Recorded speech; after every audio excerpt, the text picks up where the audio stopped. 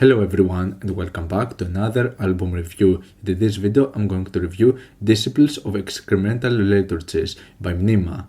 This is a Greek black metal project that I ended up discovering. This is my introduction to this project. I haven't heard anything else prior to that, but I was kinda interested to see what this project is about, mainly because there's also the tag of noise attached to it, and so I got a bit curious to see how this album was going to sound like. Now obviously just categorizing it as a black and noise album is pretty vague. This can mean many different things, because you can have many different directions of black metal and noise attached together. But at this current moment I was in the mood for a certain approach of this sound. I basically had an idea of how this album might sound like, and I ended up getting what I wanted for the mood that I was into, and I feel that this album is really well executed for what it is and actually a pretty good discovery. Now this is an extremely raw black metal album, to the point where I would say that it's ridiculous as of how raw it is, and this is where some of the noise aspects end up coming into the mix. It's not like you have a combination of like harsh noise or noise sections, it's just that it's so loud and so intense and so ridiculously raw to the point where it becomes noisy. But not necessarily the way that you think it is, because the overall mix by itself ends up being pretty loud and being a really intense and powerful album with some really raw elements. It sounds extremely brutal at times and heavily distorted, but the main aspects of noise actually come from the vocals, which may have the typical flair of black metal screeches, but they are so over the top and ridiculous in their mix. They're extremely loud, and it's with those vocals where you end up having a really weird feedback to them that actually ends up creating these huge waves of noise that at times can be really high into the mix, to the point where it might cover anything else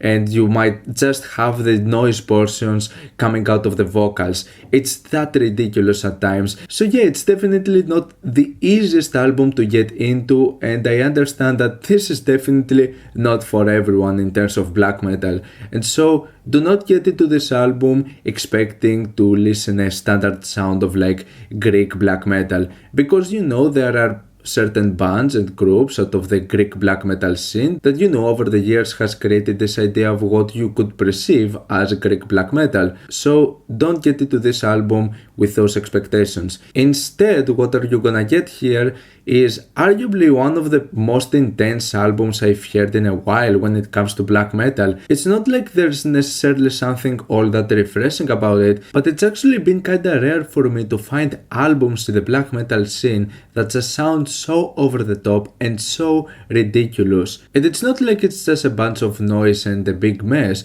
There are actually some pretty cohesive elements over here, and you get some cool riffs and some nice melodic aspects out of it. I think that the album gives a pretty nice touch with the intro and the outro tracks, which are dungeon synth, but even those tracks end up being distorted, and I think that this gives a nice and unique feel. It actually sounds cool, and the main melodies and compositions are actually pretty nice. Then there is the massive 12-minute track Cosmic Lunacy, which is a track that offers some amazing riffs, especially towards the beginning. Now I feel that this track kinda goes for a bit too long. It is a pretty lengthy song, and towards the second half I don't think that it contains some of its strongest elements and some of its most memorable and greatest riffs. I think that the track ends up becoming a bit boring, and we do get the vibe. There are still though some really ridiculous elements when it comes to the vocals being way over the top into the mix and just covering everything else, and it's moments like this that they keep you intrigued.